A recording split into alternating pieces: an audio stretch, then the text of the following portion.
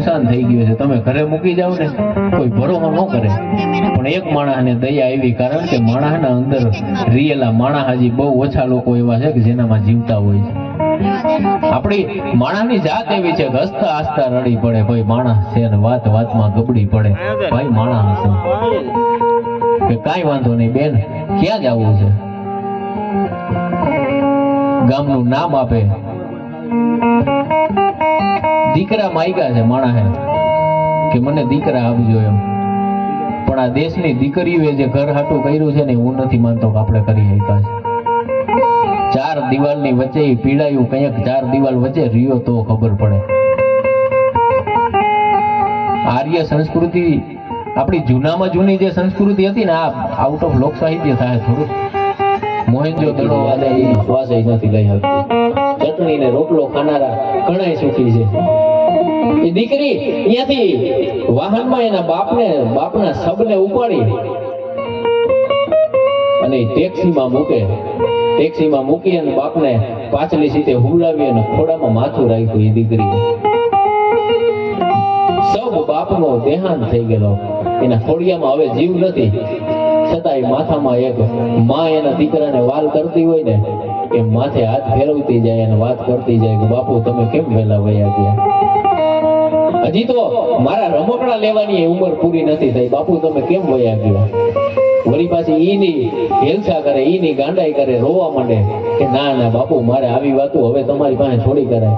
એમ કરીને લ્યો તમારું માથું દુખતું હોય છે, માથું દબાવી દો. વિચાર તો કરો કે ખોડિયામાં પ્રાણ નથી અને દીકરી એના બાપને વાલ કરતી છે, એ દીકરી ઉપર શું વીતતી છે.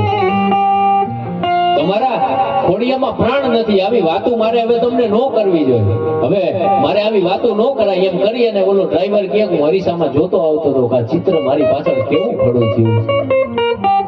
એક પુરુષ તરીકે આ જોઈને તૂટી ગયો કે ઈશ્વર મને એટલી હિંમત આપજે કે દીકરીને જ્યાં પહોંચવું છે ત્યાં હું પહોંચાડી દઉં, પછી કદાચ મારું જે થવું હોય થાય. એમ કરતા કરતા જુનાગઢ જિલ્લાનું કોઈ ગામ હતું અને રાતના 3 વાગે અહીંયા ટેક્સી ઊભી રખાવી. ભાઈ અહીંયા રાખી દો ટેક્સી, અમારું ઘર આવી ગયું.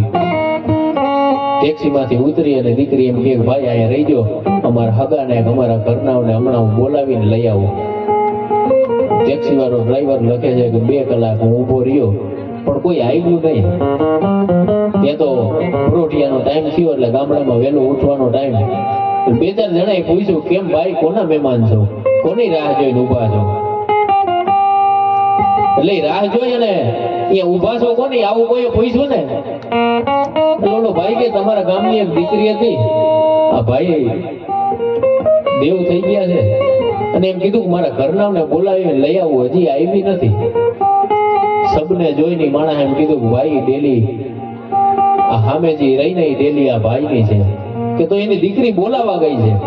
અરે એવું બને નહીં ભાઈ, એની દીકરીને દેહાંત થયું, એની દીકરીને અવસાન થયું, એને તો 5 વર્ષ થયા.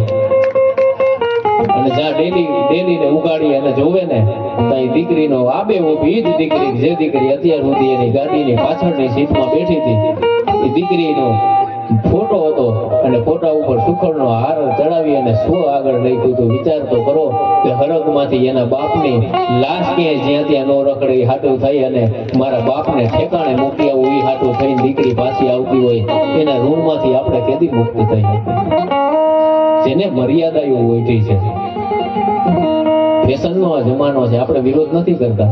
કોઈ જીન્સનું પેન્ટ પહેરી અને ગંગા સતીના ભજન ગાતું હોય તો આપણે સાંભળવા જોઈએ, એમાં કાંઈ ખોટું નથી. કારણ કે વલકલના પાંદડા પહેરીને રખડવાનો હવે સમય નથી.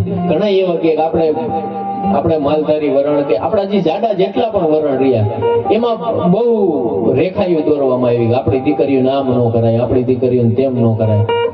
આપણી દીકરી કોઈ પાયલોટ થાય તો નહીં, આપણા જાડા કપડા પહેરી થોડું ને ઉપર જવાય છે. પહેરવા દો ને જીન્સમાં શું વાંધો છે.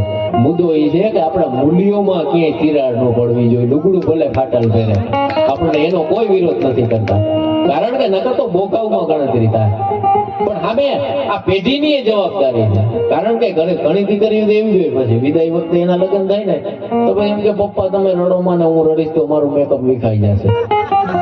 હવે એને વિદાય વખતે હવે દાદે લખ્યું, દાદ બાપુ જીવતા હોય તો પાછા વયા જાય. એમ દાદ બાપુ એમ લખ્યું કે કાળજા કેરો કટકો મારો ગાંઠથી છૂટી ગયો, અને આને એના મેકઅપ ની પડી હોય તો પછી એમાં તો જોની વોકર જ થાય ને એમાં થોડું શિવાજી પેદા થાય.